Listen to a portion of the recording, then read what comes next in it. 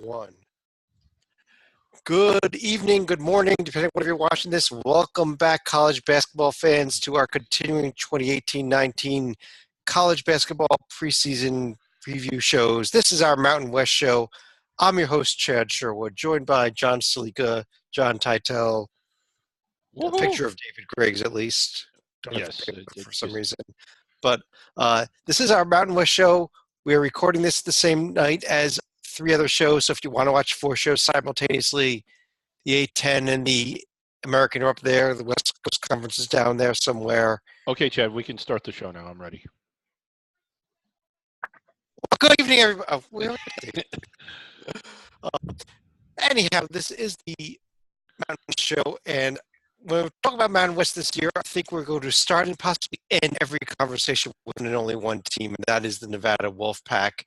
And John Titel, let me bring you right in here on the team. I've heard this Nevada team mentioned on people's Final Four lists. Is that how good of a team that Eric Musselman has out there in Reno? It's hard to believe, but yeah. So if you're going to start with Nevada, which you should, we got to start with last year because this is not some one-year project. They played Rhode Island. They beat them. They played Davidson. They beat them by double digits.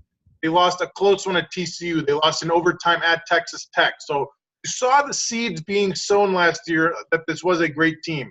Somehow got destroyed by San Diego State in the conference tournament by 17. I still can't explain that one. Then they get to the NCAA tournament, bumpy ride to say the least. Beat Texas in overtime, beat the Bearcats by this much, lose to Loyola Chicago by even less, a single point. But they had talent to go farther. They just couldn't make it happen. So then we fast forward to this year. You have quite possibly, I'm not going to say they're the best college basketball twins ever because the Morris twins are still looking good and the Lopez twins have proven in the NBA that they're still around a decade later. But Caleb and Cody Martin are legit. These were guys who went to NC State because they were ACC caliber players. And then they decided to transfer to play for Coach Musselman out in Reno. And all they do is come in. Caleb on offense wins Conference Player of the Year. Cody on defense wins Conference Defensive Player of the Year. Oh, by the way, Jordan Caroline, the 2017 Conference Tourney MVP. They got like 7 other transfers. And then you question if they can recruit their own talent. It's just transfers. They get Jordan Brown, a 2018 McDonald's All-American. On paper, this is a Final Four team because they have a little of everything. Can they win those close games in non-conference play this year? I believe they're playing like half of the Pac-12. They got USC, ASU, and Utah. We're going to see very quickly in November and December what this team is about. If they sweep all 3 of those Pac-12 schools, this team is looking like a Final Four team. If they go 1-2, maybe not. We're going to see, though. Well, let's not just focus on the Pac-12. They're also going to be opening their season against BYU. They also have what's going to be a critical game at Loyola Chicago that's part of the Mountain West Missouri Valley Invitational. They also play Grand Canyon in Phoenix, not on the Lopes Home Arena, but actually at the Suns NBA facility. Well, David, I think my bigger question about Nevada when you talk about the scheduling is, could they run into the problem that teams like Gonzaga have had for years where you're playing all your toughest games so early, then you get these quote-unquote easy games in the conference when you're when you're playing teams like San Jose State and Air Force. Right. Are you going to be ready for the tournament? I think so. First of all, I think Gonzaga has gone as far or farther than their seed way, way more often than they've not played up to that. I still think that people see I think they had 2 losses. Coincidentally, one was to Nevada when they were a 2 seed, and another one was to Wichita State when they were a 1 seed. And everybody kind of has it in their heads that Gonzaga bows out early. I'm not saying there's nothing to that point, but in saying that, I do think that the Mountain West, it provides at least enough competition this year with San Diego State, New Mexico, to where it's not going – they're going to be seasoned enough when they get there. I don't know. Like, this is definitely a really good team, obviously. Top 10 – I mean, their top 10 preseason ranking makes a lot of sense. I could see them. I mean, they were in the Sweet 16 last year, and they basically had 6 players in their rotation. This year, I think they're going 9 or 10 deep. If they stay healthy, they could really, really push for it. And is it going to be one of those situations like what we've seen with Wichita State, where they play their way into the top 10, stay in the top 10, and even end up contending for a 1 seed? Because this is a team that could seriously be favored to win every single game they play. I think they will be. I mean, yeah, I think it's hard to see this team not favored in every single game unless they get hit with something like injuries, but they got so much depth. They could get through 1 or 2, I think. But Titel, beyond this Nevada team, is there any legitimate challengers to this team to at least, knock them off a game or so in the Mountain West? I'm not saying to actually win the conference, but, to be right there at the doorstep. I mean, because the Aztecs proved they could do it last year, I have to at least give them some consideration. Great backcourt of Jeremy Hemsley and Devin Watson. Jalen McDaniels had 18 points in the disclosed 2-point loss to Houston in the NCAA tournament. Brian Dutcher learned at the foot of Steve Fisher, both at Michigan and at San Diego State. So I'll give them a prayer. But on paper, Nevada is head and shoulders above everybody in this league, so that I really think that they could win this conference by like 4 or 5 games. Last year they were 15-3. Boise State was only 2 below at 13-5. But this is kind of this Gonzaga analogy is a great one only because this is so unlike a mid-major, but they have the coach and the McDonald's All-American and the senior class and the battle-tested from the tournaments past. So this really, I think, is a special, special team. I agree with that. Stalika, what about a team like New Mexico? Well, I think New Mexico is actually trending in the right direction. They had a big improvement in year 1 under Paul Weir last year. They actually ended up around 500 in the Mountain West last year. They're going to have 2 notable transfers. Unfortunately, one of them, Jaquan Lyle, is going to be sitting out, I believe, this year with a torn ACL, who is supposed to be eligible after coming over from Ohio State. But another guy, keep an eye on Vance Jackson, who's coming over from UConn.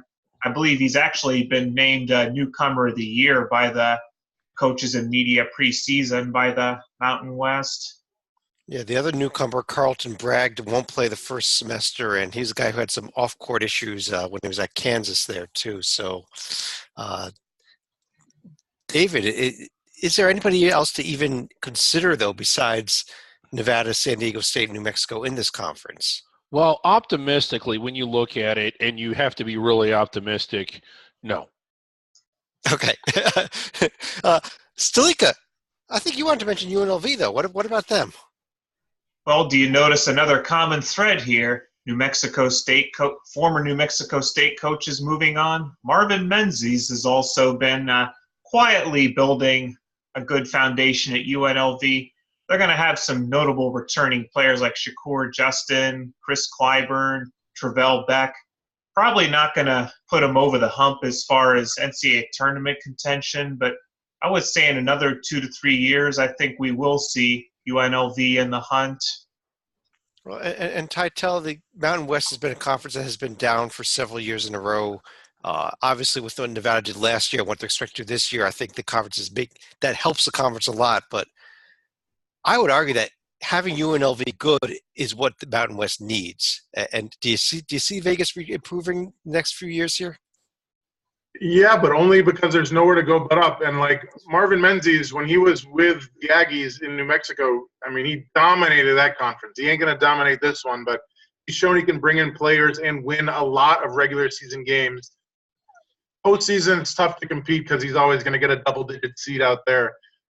Vegas is still a draw. I mean, God knows, like half of the conference basketball tournaments are there now, I think. The Raiders are going there, the Vegas Golden Knights, you name it. I don't know that UNLV needs to be great. I think Nevada can, like, jump right into that role because I can't say enough good things about them. But, yeah, I could see UNLV trending upward over the years ahead. Well, do you see anybody else contending for a tournament bid this year while I got you on the screen? besides the teams that we've already mentioned? I really don't, and I'm happy to be proven wrong. I really like Wyoming only because you got a coach who played and won multiple national titles at Kentucky with different coaches, Rick Pitino and Tubby Smith. You bring back Justin James, who was the conference sixth man of the year and a former postseason MVP. Granted, it was the CBI, not the NCAA tournament, and he's only one guy. But I like Wyoming also. I think they have one of the biggest home court advantages in all of college basketball, if I recall. Yeah, and part of that is just the elevation up there, the air. You have to be really fit. I mean, a lot of teams go out there and get worn out, and you really need somebody to kind of get you ready for that, like strength and conditioning coach Andy Hindurahan. He's the guy for the job. David, not even the right conference. Come on. If he were he is at George Mason, but if George Mason ever plays at Wyoming, they are going to be ready. David, this is not the A10 preview. This is the Mountain West preview. Oh, the A10's up there. All right. Yeah, up there. Just look at some of these other teams. Boise State lost 3 of their 4 top players, even though Leon Rice has done a real good job there in recent years. I think it's a rebuilding year. Fresno State. Rodney Terry left to go get the UTEP job. I think that says a lot about where Fresno State is going right now. I mean, you leave to go to UTEP. Colorado State, a huge mess that ended with the end of Larry Eustachy's career there. Utah State's been a mess. Air Force. Well, actually, Utah State, that might be one team, Stalika, that might be on its way back up with Craig Smith coming over from South Dakota. We have Stalika. Do you have me? Yeah, we have you. Okay, we lost Stalika. Yeah. Titel, what about you? What about Utah State's with Craig Smith coming in there? Well, I mean, you got to go to David because, as you know, Craig Smith was an assistant at Nebraska and Colorado State and North Dakota State for whose favorite coach, David? Oh, well, yeah, Tim Miles. Hey! Yeah, and I think they're 1 year away from being, we have Nevada in the top 10 Final Four candidate this year. I think they're 1 year away from that. The bottom of the conference, Air Force, San Jose State. I don't know if there's much to discuss about either of those teams. So I think out of that note here, I know it's been a fairly quick preview, but it's, that's what it is. We're talking about West basketball, unfortunately. But let me go through each of you. And Tacha, let me start with you while we try to get Stalika back. Same 3 questions. Conference Player of the Year, Conference Champion, and is there more than one bid? Let's do the easy ones first. So the champion is going to be Nevada, and again, I think it's going to be by 4 to 5 games. So if anybody unseats them, please call me all the names you want because I'll be stunned. As far as number of bids, I really think it's just Nevada, but again, maybe I'll be proven wrong. And I was last year. I didn't see any way that they were going to lose in the conference tournament, and boy, did the Aztecs prove me wrong. So kudos, Dutcher. As far as player of the year, I'm serious. It could be any of 3 or 4 different guys on Nevada. I'll go with Caleb Martin. I would not at all be shocked if it's the other Martin Cody, or if it's Jordan Caroline, or if the McDonald's All-American Jordan Brown comes in and just dominates. It's ridiculous the amount of talent they have for a mid-major or non-power conference team. Yeah, and I agree with you on everything that you said about the Player of the Year, obviously about Nevada winning it. Personally, I think that this conference is going to find a way to get a second bid.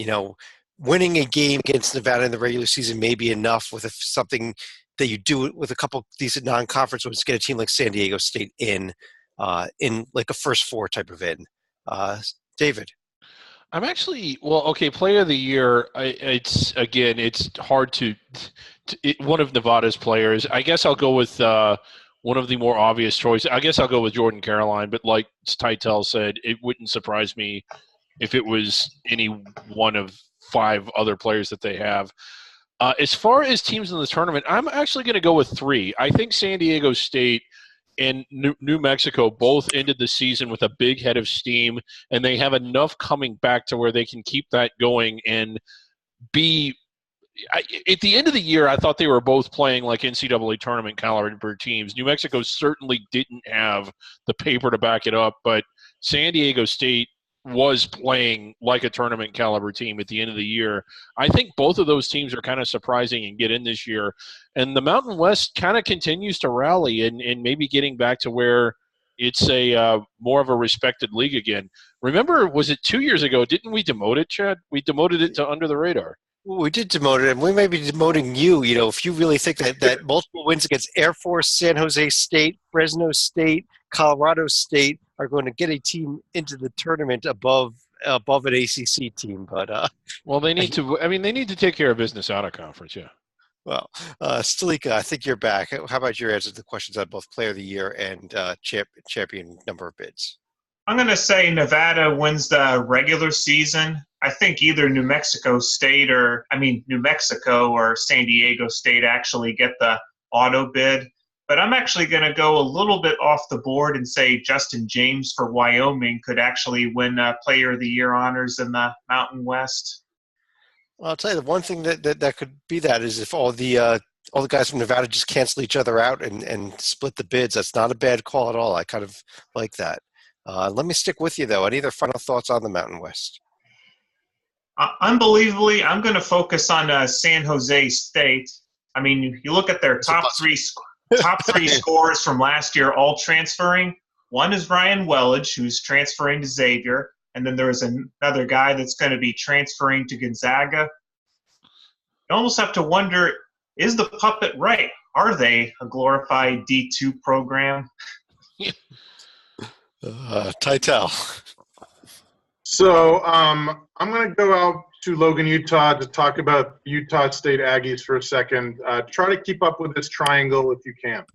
So one of their best players for new coach Craig Smith is Sam Merrill, junior guard. But he's an older junior guard. He served a 2-year church mission in Nicaragua. And he's married to a woman named Canyon. Canyon plays soccer for the Aggies. He also has a sister named Molly who played soccer for the Aggies, who's an assistant coach for the Aggies women's soccer team. So imagine this Thanksgiving scenario next month where Sam brings his wife, Canyon, home to the family dinner with Canyon's, one of her assistant coaches, Sam's sister Molly, at the table there. It probably works out fine. They're probably a great, fantastic family, but oh, the intrigue. I'd love to be a fly on the ceiling for that Thanksgiving dinner in the Merrill household. We're going to send Kyle Lamb there for the Kyle Lamb show to cover Thanksgiving. I hope Molly doesn't do any cooking, because if the wife who is on the soccer team eats it, is that not an impermissible benefit? But David, let me turn to you. Oh, wow. The Mountain West. Oh my! I think that would be considered an occasional meal. So that no, but okay. My final thought, really, just to build on something Stalika said, and this will be quick. San Jose State is not a glorified D2 program. They're a D2 program. That is all. That is all. Okay. Well, on that note, we want to thank everybody for joining us for the Mountain West preview. You can stop this one now. Keep watching the rest of the ones. They're up there. They're down there. They're all over. I'm Chad Sherwood. John Stalika below me. John Titel. David Griggs here as well. And we'll talk to you again real soon.